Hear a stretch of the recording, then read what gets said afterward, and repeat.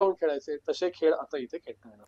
बरोबर आहे. म्हणजे एका बाजूला पार खचवून टाकणाऱ्या आणि व्यसनाधीन करणाऱ्या ऑनलाईन गेम्सवर बंदी घालणं आणि दुसरीकडे निकोप ई गेमिंगला प्रोत्साहन देणं, हा समतोल जो आहे तो या विधेयकात कशा प्रकारे साधला गेलाय चिंतनजी?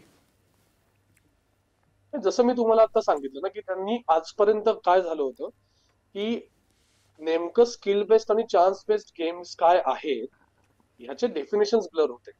याचे डेफिनेशन नक्की डिफाईन करता येत नव्हतं आणि त्याच्यामुळे कुठल्या ऍपवर बंदी घालायची, कुठल्यावर नाही घालायची, हे कोर्टाला सुद्धा याच्यामध्ये एक साधारणतः जे कॉन्स्टिट्यूशनल गायडन्स असतं, त्याच्या फ्रेमवर्क तयार नव्हतं.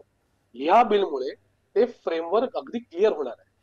म्हणजे तुमचे लुडो वगैरे सारखे जे खेळ आहेत, ते साधारणतः चालू राहतील पुढे.